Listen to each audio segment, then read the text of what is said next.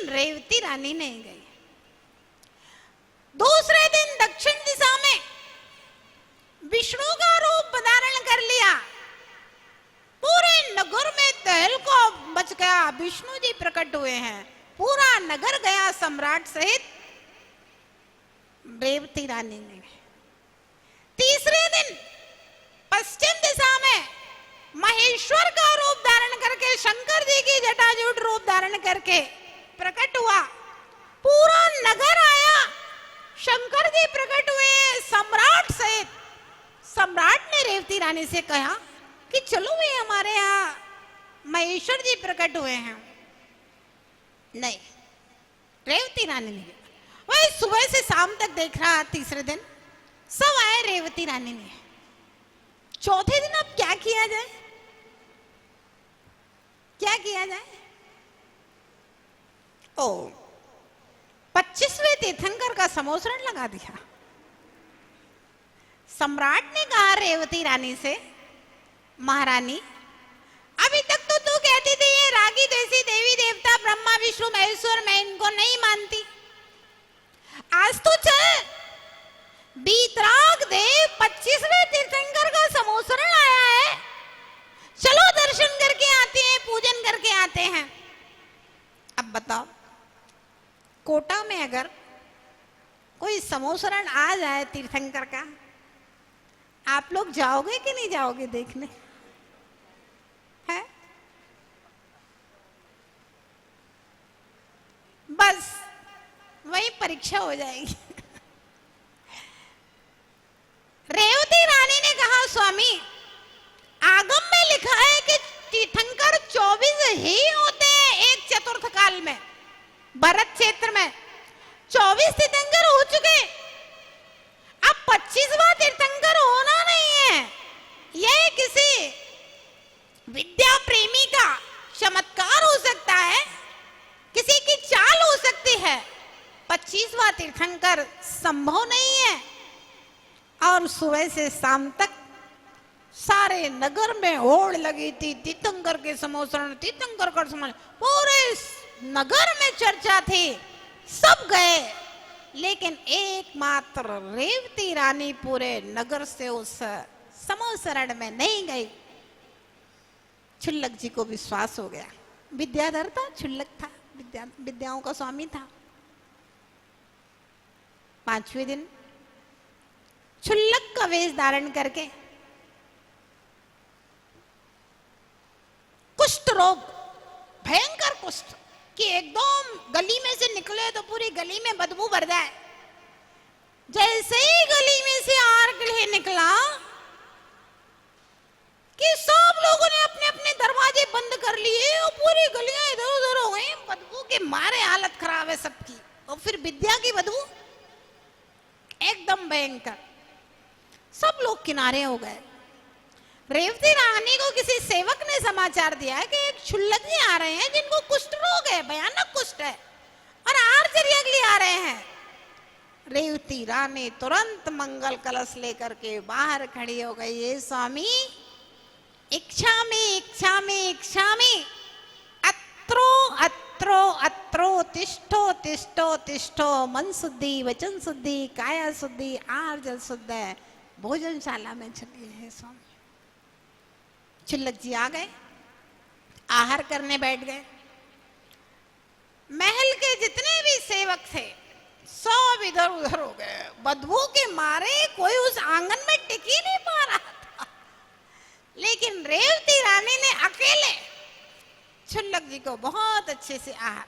अब छुल्लक जी भी छुल्लक जी थे, चौके में जितनी सामग्री थी पूरी सामग्री छुल्लक जी ने खा ली, और खाने के बाद में पूरी सामग्री उल्टी कर दी।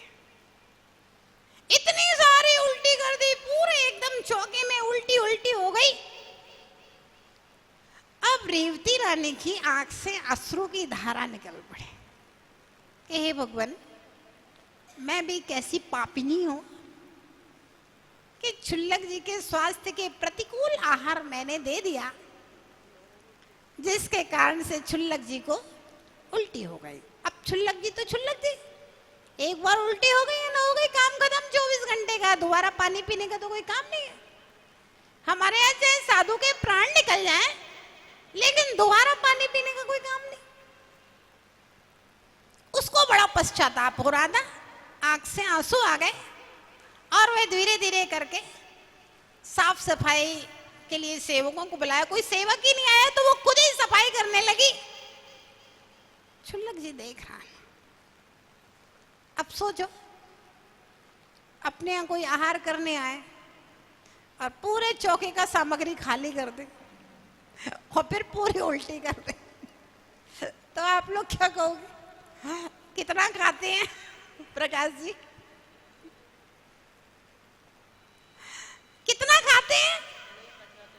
और नहीं पच रहा था तो काय को इतना खाया है? इनको खुद सोच के खाना चाहिए, देख के खाना चाहिए। ओ इतना उल्टी कर दिया, कौन सफाई करेगा? कौन सफाई करने वाला है? यहाँ पर इतनी उल्टी कर दी। लेकिन ध्यान रखना, श्रद्धा से परिणामों का निर्माण होता है। भाव कैसे बनते हैं? श्रद्धा से, कर्म के उदय से। रेवती रानी जब साफ कर रही थी, छुल्लक जी को समझ में आ गया कि भाई वास्तव में सच्ची सम्यक दृष्टि तो यही है, अमूढ़ दृष्टि अंग तो इसी के अंदर है। और छुल्लक जी ने अपना वास्तविक रूप प्रकट कर दिया। छुल्लक जी तो सर्वांग सुंदर थे, विद्याधर थे वो तो, है ना। और सारी माया साफ सफाई अपने आप हो गई। फिर रेवती रानी को कुछ नहीं करना पड़ी। फिर छुल्लक जी ने गुरु जी का समाचार कि मैं फलान जगह से इन उन गुरु का शिष्य हूं और गुरु जी ने आपके लिए आशीर्वाद भिजवाया। वो भी आत्माओं, श्रद्धा है ना। किसे कहते हैं श्रद्धा? इसे कहते हैं श्रद्धा। जो जिनेंद्र भगवान की आवाज है, जिनेंद्र भगवान के जो वचन है, वो मेरे हृदय की आवाज हो जाए। अब उसमें ना कोई संतवाद चलेगा, ना कोई पंथवाद चलेगा, है ना। ना कोई पंडित की बात चलेगी, ना किसी व्यक्ति की बात चलेगी। जिनेंद्र भगवान की जो वाणी है, उसमें मुझे किसी भी प्रकार की शंका आशंका नहीं, भले मेरे समझ में ना आए, ये अलग विषय है। देखिए, सूक्ष्मम जिनोदितम तत्वम हेतुभिर्नैव हन्यते। जिनेंद्र भगवान के जो द्वारा कहे हुए तत्व हैं, वे बहुत सूक्ष्म है ना।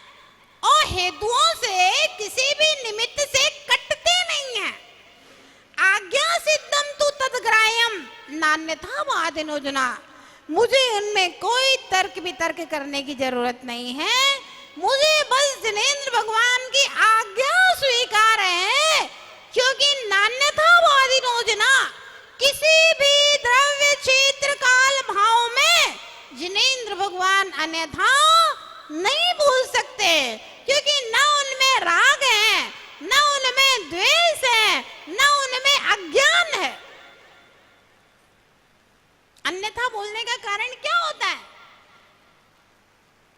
आचार्य विद्यानंद स्वामी ने श्लोक वार्तिक की टीका करते हुए कहा, सवाल किया किसी अन्यमती ने कि आपके जिनेंद्र भगवान की बात हम सत्य कैसे मान लें?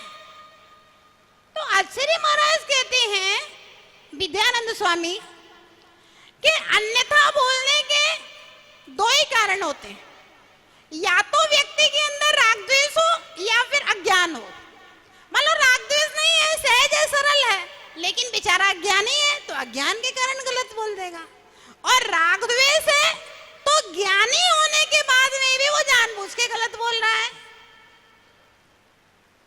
तो विद्यानंद स्वामी ने लिखा श्लोक वार्तिक तत्वार्थ सूत्र की टीका में कि वीतराग देव ना तो रागी हैं और ना ही द्वेषी हैं और ना ही अज्ञानी हैं, वे सर्वज्ञानी हैं और वीतरागी हैं, इसलिए वे अन्यथा नहीं बोल सकते। इसीलिए हमारे यहाँ आगम का मूल आधार कौन है? सर्वज्ञ देवः उत्तर ग्रंथ करता रहा, गणधर देवा प्रतिगणधर देवा तेषां वचनोनुसार आचार्य उमा स्वामी विरचित तत्वार्थ सूत्र ग्रंथ श्रोतारा सावधानतया शृण्वन्तु।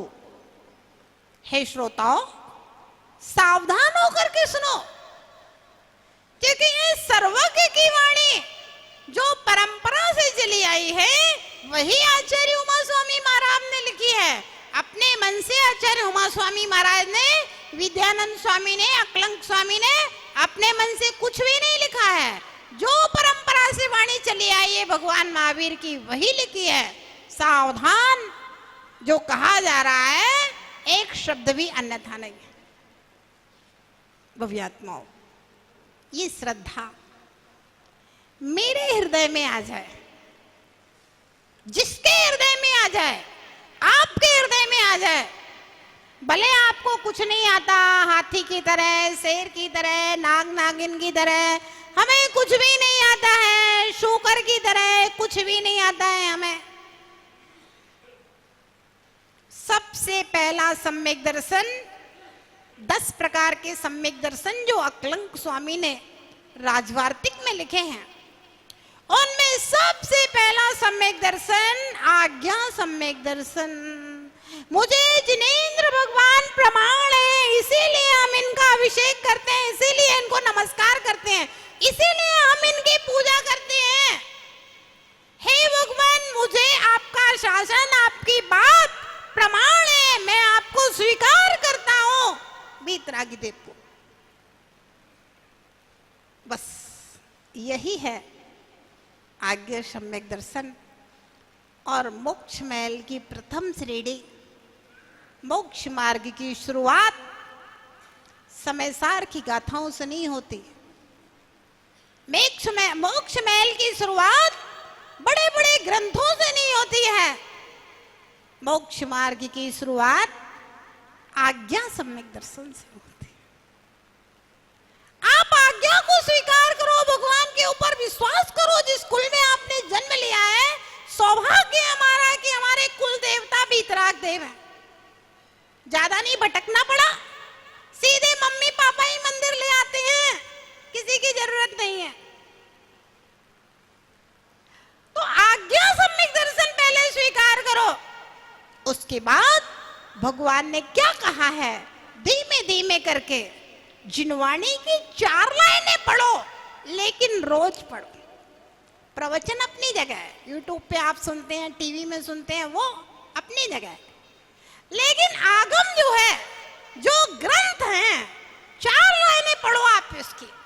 2 मिनट स्वाध्याय करो, 1 मिनट स्वाध्याय करो, 5 मिनट स्वाध्याय करो। भैया आप तो कम से कम 1 मिनट डेली स्वाध्याय करने का नियम ले लो। शुरुआत यहां से करो, 1 मिनट में 4 लाइनें पढ़ जाएंगी।